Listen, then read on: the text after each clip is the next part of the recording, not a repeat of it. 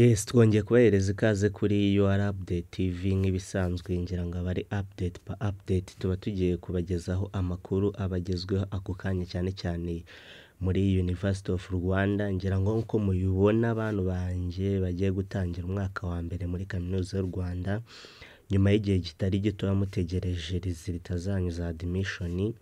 University of Rwanda yamaze kuba yazishyira hanze kuri uyu mugoroba ku isaha y'isambiri nibwo yasohoye itangazo ibamenyesha yuko mwabasha kuba mwacekinga mukareba resulta zanyu niba mwarabashije kuba admitted. Ngira ngo tudatinze reka duce muri iri tangazo kandi ndetse namwe musanzwe muhiga amatariki yanyu yo gutangira abashije kuba yamenyekana, kuko nabyo ni itangazo basohoreye rimwe kugira ngo namwe mwe mwitegura. So rero tudatinze iri ni itangazo tubanzemo rihamagarira abakoze application muri University of Rwanda kuba bacekinga bakabasha kuba bareba resulta zabo kugira ngo barebe niba barabaye admitted, kugira ngo nusanga warabaye admitted utangire witegure gukora registration hakiri kare, kuko nabyo babitangaje yuko nusanga wabaye admitted ubwo naba ari bubone acceptance letter zabo ziriho admitted, nyine babemereye umwanya guhita bitegura gukora registration vuba.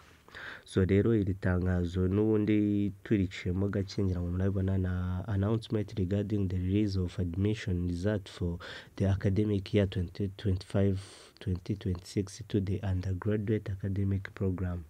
N'ubundi ni bamenyesha yuko resulta zanyu zabashije kuba zasohoka. So rero kuri aha hambere baratangira kubwira yuko admitted candidate can access the acceptance letter for the program they have been admitted into through the online link. So no kurebera ababaye admitted cyangwa se abajya kureba yuko bafashwe baraca kuri iyi link, ariho bajya kuba bareba iyo acceptance letter yabo, cyangwa se bakaba baca kuri iyi website ya UR nk'ibisanzwe www.ur.ac.rw ubundi bakabasha kuba bareba resulta zabo. So ngira ngo ibindi ni ibisanzwe ko hano gatatu baravuga ati umuntu wese uri busange acceptance mbese yarabaye admitted cyangwa se provisionally admitted, ari igihe baba batagufasha nyuma ukongera bakagufata,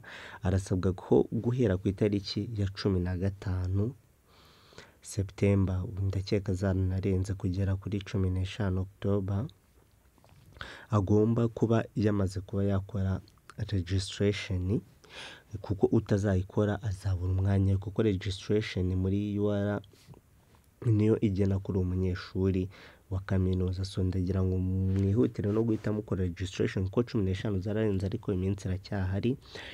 Registration umwaka ushize ku banyeshuri baje mu wa mbere yari 60,000 gukora registration. Gusa mwe nimumara kuyikora murabizi azakurikiraho gusinya inguzanyo n'ibindi bitandukanye. Ntabwo bigeze batangaza igihe muzatangirira umwaka wanyu w'amashuri, muzabimenyeshwa mu rindi tangazo riri imbere. So rero natinze ku basanzwe bahiga bo, ngiri tangazo ryabo bavuze yuko University of Rwanda announcement to the University of Rwanda's continuing student academic year 2025 up to 2026 bo bazatangira ku itariki ya 15 z'ukwa 2025 nk'uko iri tangazo ribivuga. Bo registration period ku basanzwe bahiga izahera ku itariki ya mbere igeze kuri 14 z'ukwa 9.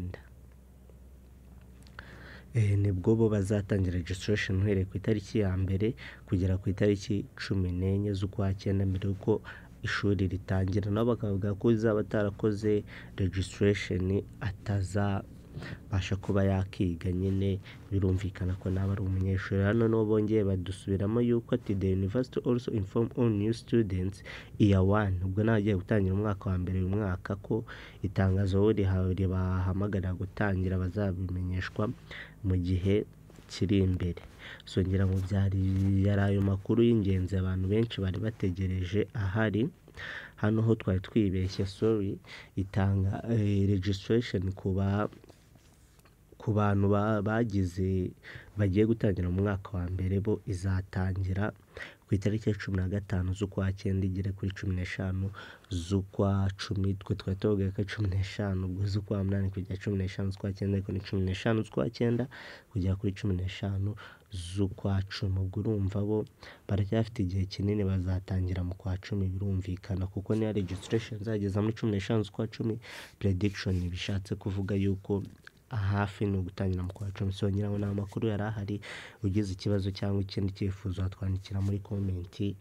Murakoze cyane.